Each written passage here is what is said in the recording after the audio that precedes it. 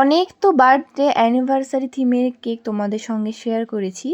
চলো আজকে একটু রাইস সেরিমনি থিমের কেক শেয়ার করি। নভেম্বর মাসের 14, 15, 16, 17 তারিখে আমাদের কেকের ক্লাস রয়েছে। যারা ক্লাস করবে ভাবছো অবশ্যই কিন্তু কন্ট্যাক্ট করে নিও, ডিসক্রিপশনে নাম্বার দেওয়া রয়েছে। আজকের এই কেকটি ডেলিভারি হয়েছে বাজকুলে।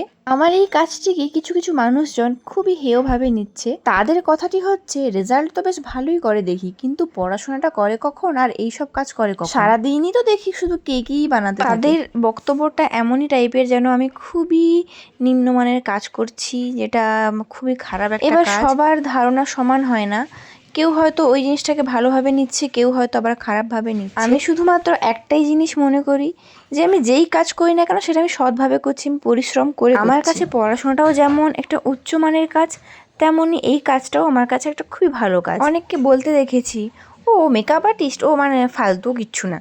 যখন তুমি কোনো কাজ স্টার্ট করো তখন সবাই বলে এসব কি কাজ করছে, এটা কি। তারপরেই যখন তুমি একটা ভালো জায়গায়, একটা ভালো পজিশনে পৌঁছে যাবে, তখনই আবার সেই মানুষগুলোই তাদের বাড়ির লোকজনদের বলে যে দেখ ওটা করেও তো সে কত বড় হয়েছে, তোরা কি করলি।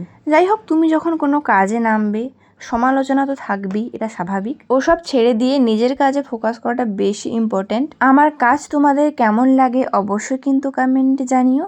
দেখা হচ্ছে পরবর্তী ভিডিওতে। সবাই ভালো থেকো, সুস্থ থেকো, বাই।